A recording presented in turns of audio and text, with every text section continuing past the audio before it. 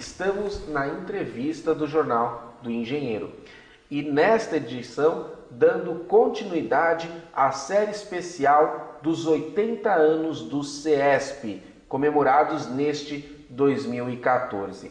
Estamos conversando com ex-presidentes desta entidade, mas que continuam atuantes em prol da engenharia.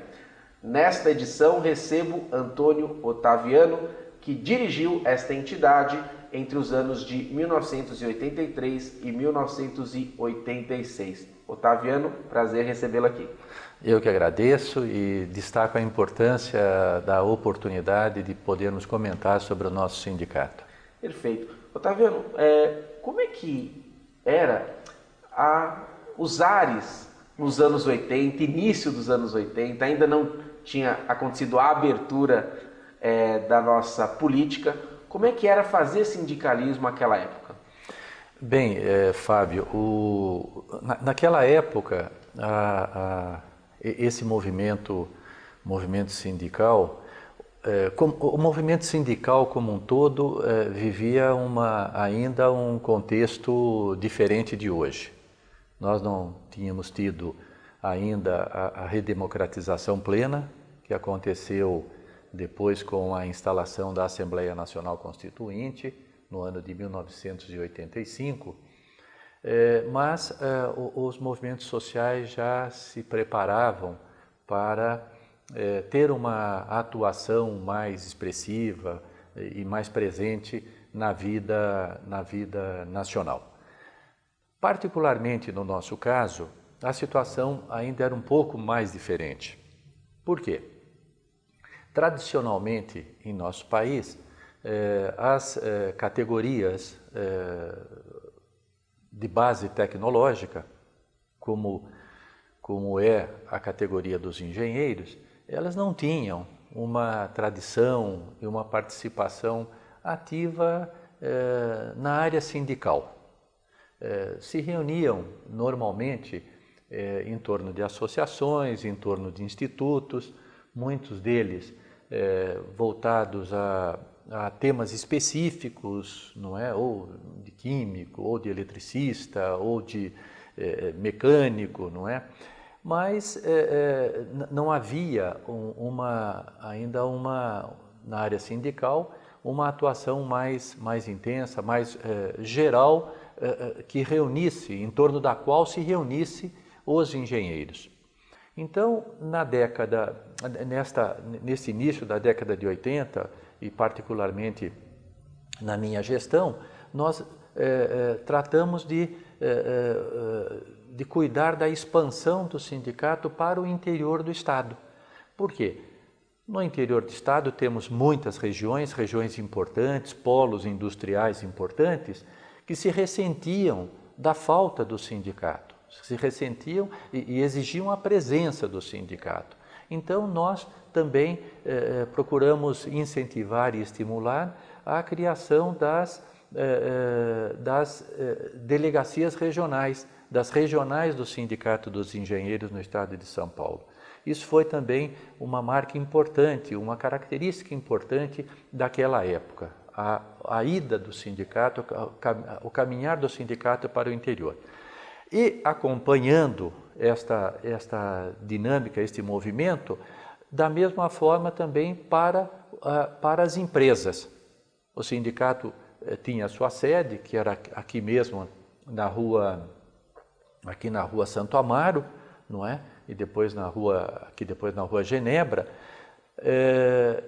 mas percebemos que em função dessa realidade vivida, a realidade econômica vivida pelo país, era necessário que o sindicato também procurasse estabelecer o seu relacionamento, as suas ligações com aqueles engenheiros que trabalhavam nas empresas, que tinham vínculo empregatício e que não eram, vamos dizer assim, engenheiros autônomos, que tinham seu pequeno negócio, embora estes também são representados pelo Sindicato dos Engenheiros, mas com o advento das grandes empresas, das indústrias, de todo o programa de substituição de importações implementado pelo governo federal, Ministério da Indústria e Comércio na década de 70, particularmente na administração do ministro Severo Gomes da Indústria e Comércio, a substituição de importações, de equipamentos, serviços que eram importados, a realização destas, a produção desses equipamentos, a realização de serviços dentro do país. Então, nós percebemos que era necessário ter também um olhar mais atento, um olhar mais profundo para os engenheiros que trabalhavam nas empresas e que também eram uma parcela importante do nosso sindicato. Partindo disso, como é que você enxerga o CESP hoje? Eu percebo que o sindicato caminhou bastante. Caminhou bastante porque a sociedade, e digo isso porque a sociedade brasileira se tornou mais complexa, o mundo mudou,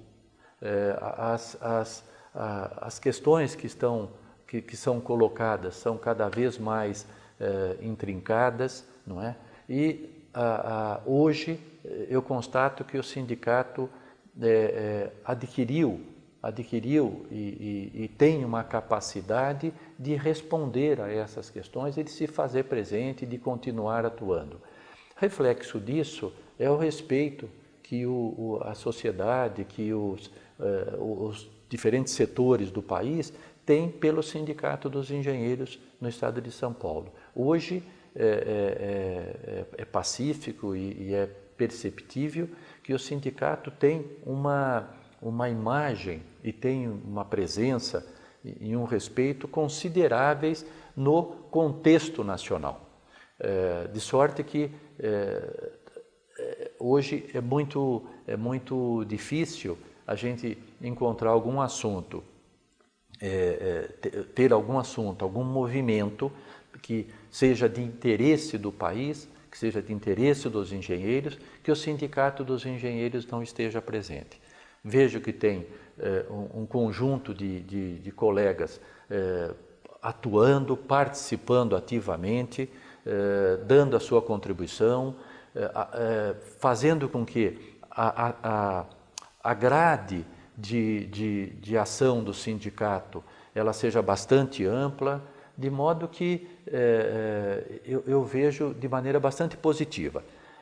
Reflexo disso também é o fato de nós chegarmos onde chegamos. Quer dizer, uma instituição que hoje faz 80 anos de existência, nesse ano faz 80 anos de existência, e que chega com, vamos dizer assim, com um pique de um jovem. Uma das grandes respostas do CESP para a sociedade foi uma instituição de ensino moderna, inovadora e especializada, que é o EasyTech, e que você foi um dos grandes articuladores, uma das peças fundamentais de material humano que o sindicato colocou no trabalho para viabilizar o EasyTech. Eu queria que você contasse um pouquinho do que foi esse projeto e qual a importância dele como sendo mais uma resposta do sindicato para uma necessidade real da sociedade. Claro, um assunto que me deixa bastante entusiasmado, porque eu tive o privilégio de ser convidado pelo nosso presidente Murilo para fazer a coordenação desse projeto. O sindicato tinha constatado, e esse é um aspecto interessante, tinha constatado que o Brasil poderia sofrer com a falta, com a escassez de mão de obra qualificada, particularmente ele iria enfrentar uma escassez de engenheiros que pudessem dar suporte e serem os promotores dessas ações desenvolvimentistas. Ou seja, o sindicato, em estudos anteriores, tinha apreendido que o Brasil iria enfrentar não só falta de engenheiros, como também engenheiros que tivessem uma qualificação e uma especialização condizente com as necessidades contemporâneas.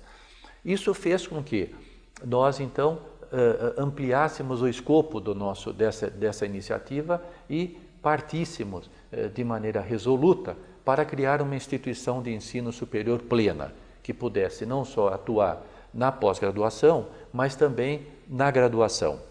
E elegemos como centro dessa instituição de ensino um tema que é absolutamente caro a todo mundo hoje e que sem ele é absolutamente impossível se avançar, progredir, ganhar mercado, competir, que é a inovação. Então nós unimos, e a lógica é relativamente simples, uma escola de engenharia para formar engenheiros qualificados, mais engenheiros, claro que não iria resolver o problema da falta de engenheiros, uma escola relativamente pequena, mas que tinha uma qualidade muito grande, e engenheiros para atuar na área de inovação. Em função disso, o sindicato, corajoso que é, ousado que é, e absolutamente concorde com os reclamos do país, então lança o projeto Instituição de Ensino Superior, a qual eu tive o privilégio, pelo convite que recebi do nosso presidente, do presidente do CESP, o engenheiro Murilo, tive o privilégio de coordenar. E hoje percebo que decorridos poucos anos, alguns anos, que nós começamos em 2009, quando iniciamos os trabalhos, nós já temos essa instituição completamente regularizada com a aprovação do Ministério da Educação. Nós temos a aprovação completa do Ministério da Educação e estamos na iminência de iniciarmos o curso de graduação em 2015. Fabiano, prazer recebê-lo aqui, poder entender um pouco mais do presente do nosso sindicato, visitando o seu passado e, claro, fazendo aí perspectivas ótimas para o futuro. Quero deixar a câmera aberta para suas considerações finais. Às vezes a gente observa no nosso país que a memória e a história às vezes não são tão valorizadas. E é importante se fazer isso, não só, vamos dizer assim, em reconhecimento àquilo que foi feito, não é? A experiência que foi construída, mas principalmente como um exemplo e como um estímulo para aqueles que vêm depois de nós também abracem essas nobres causas, porque o exercício da cidadania é indispensável para a evolução do nosso Brasil. Continue acompanhando esta edição televisiva do Jornal do Engenheiro e saiba mais assuntos a respeito da engenharia, da inovação e do desenvolvimento.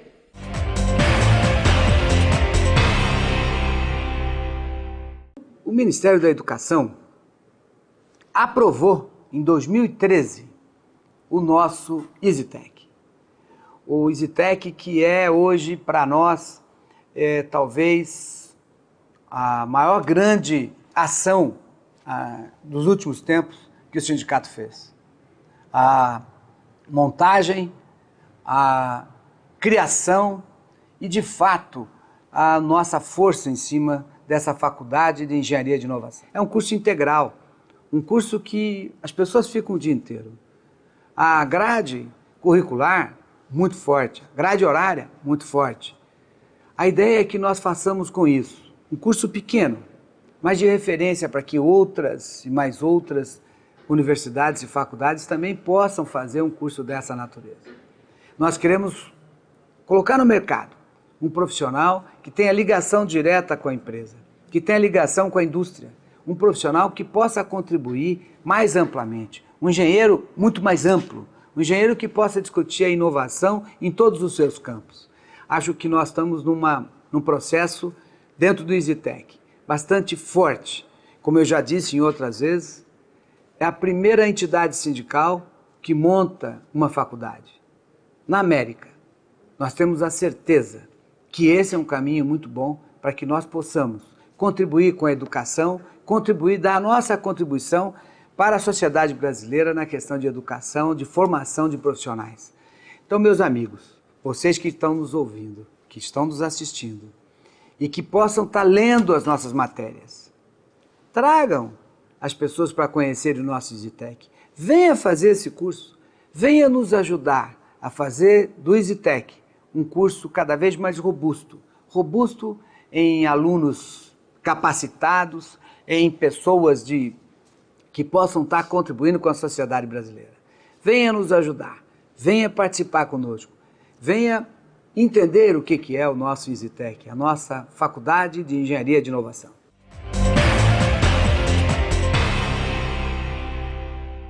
Durante o período eleitoral, o último evento Diálogos Conectados recebeu a presença da candidata Marina Silva para falar a respeito da campanha Banda Larga é um Direito Seu.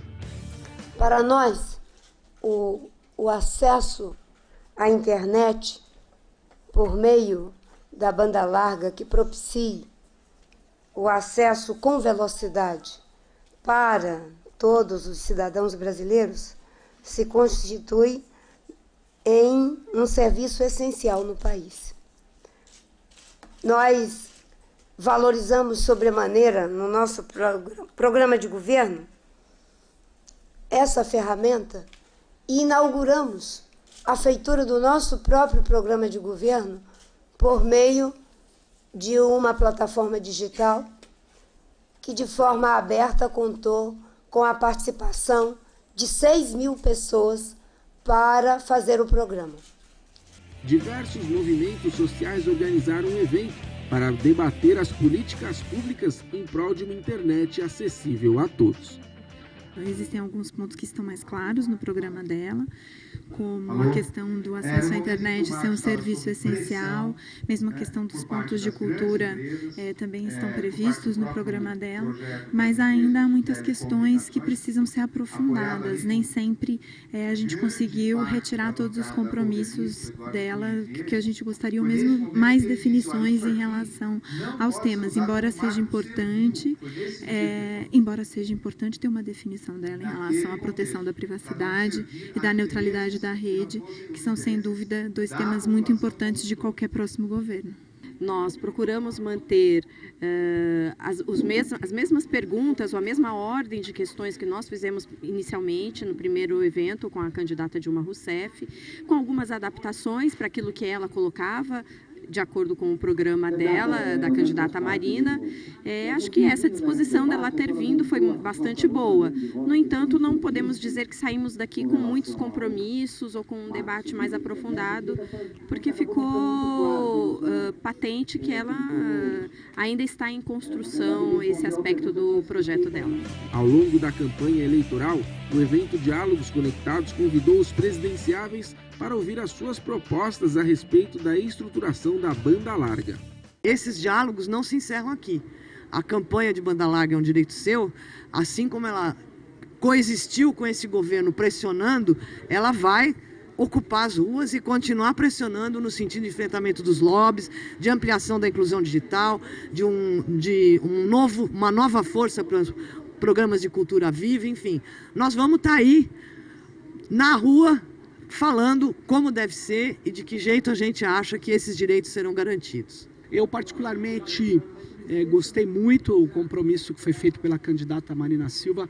A candidata Dilma Rousseff, a atual presidenta, também se comprometeu com a neutralidade da rede. Isso é muito importante, foi reafirmado aqui, porque nós vamos precisar de muito compromisso para enfrentar os lobbies das operadoras de telecom. No próximo bloco, acompanhe também a cobertura do evento A Engenharia, o Estado e o País, que convidou os candidatos ao governo federal, estadual e também ao Senado para um bate-papo sobre desenvolvimento. Os associados ao CESP contam com uma assessoria jurídica própria, sempre pronta a esclarecer todas as dúvidas. O atendimento é feito de segunda a sexta-feira, das 10 às 18. Entre em contato e saiba mais.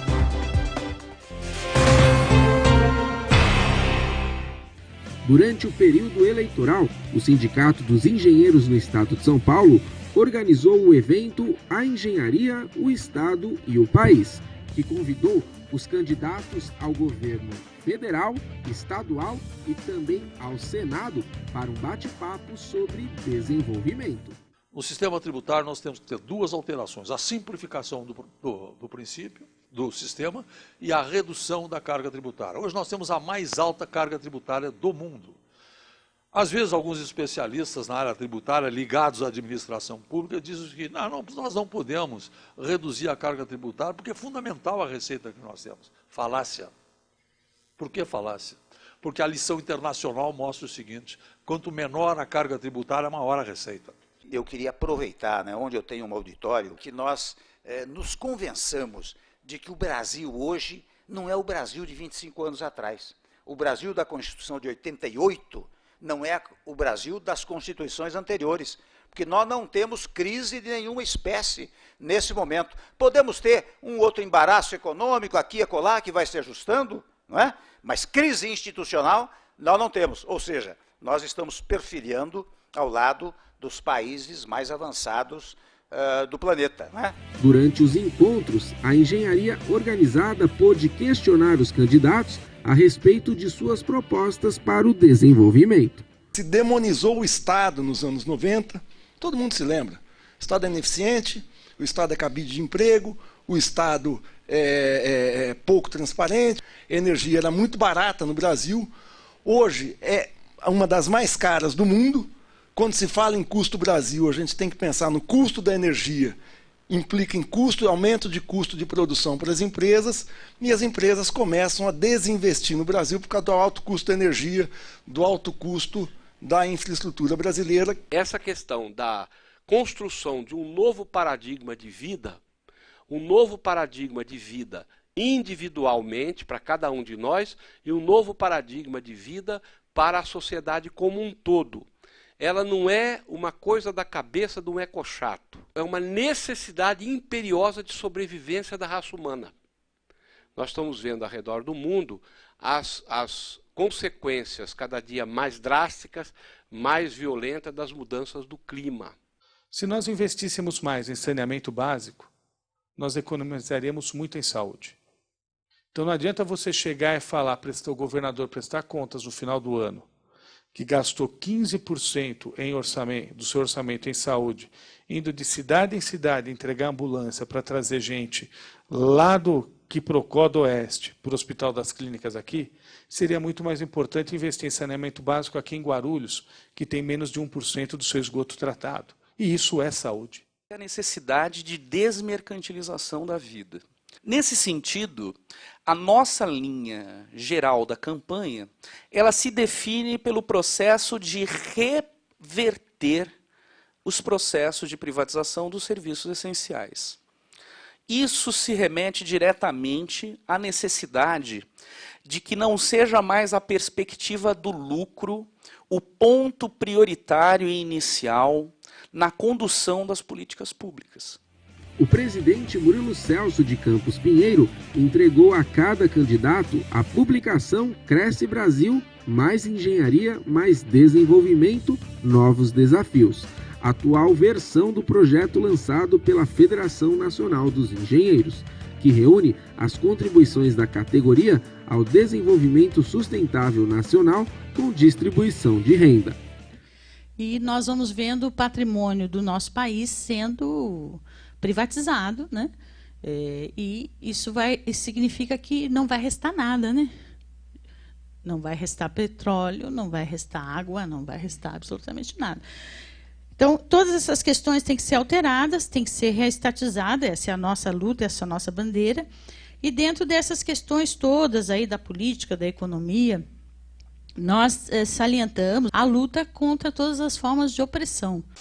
Outro projeto que eu apresentei para haver transparência completa do Senado, de todos os que lá trabalham, do ponto de vista de indicar o nome, o cargo, a remuneração e mais alguns elementos. Algo que eu fiz quando, em 89 e 90, fui presidente da Câmara Municipal de São Paulo, e com o mote "a transparência em tempo real é a melhor maneira de prevenir irregularidades". Quando o brasileiro não pode nem levar os seus filhos para se divertir, com medo da violência, alguma coisa está errada no país. Até porque qualquer criança no Brasil nasce apaixonada pelo esporte, metade delas pelo futebol. Não há pai que leve seu filho nos estádios. Alguma coisa tem que ser feita. Biometria nas catracas, para afastar o bandido, né? Que se disfarça de torcedor e acaba tirando esse prazer dos brasileiros. Muita gente na população acha que eu sou médico. E conseguimos reorganizar o Ministério, né? E, sobretudo, a área de gestão, afora as inovações, né? Preocupados também com custos, porque custo, a questão, por exemplo, de patentes, não foi para tomar uma posição anti-imperialista, isso aqui. Não, foi aprovada uma lei que mandava distribuir de graça os remédios da AIDS. E não dá para pagar. Então tinha que diminuir custo. E pela primeira vez na saúde se trabalhou nessa direção. Nós queremos para São Paulo um modelo que não envenene o solo onde nós pisamos e onde é gerado o alimento que nos sustenta. É isso que nós desejamos, não somente como uma utopia, mas como uma prática, como uma política de Estado, como uma política de nação. Estou como candidata porque há 16 anos eu venho executando, fazendo um trabalho social no estado de São Paulo, trabalhando dentro das comunidades, vendo as aflições, os anseios, as necessidades das famílias paulistas. Sempre fiz a política social, a política sindical, a política dentro de um trabalho social.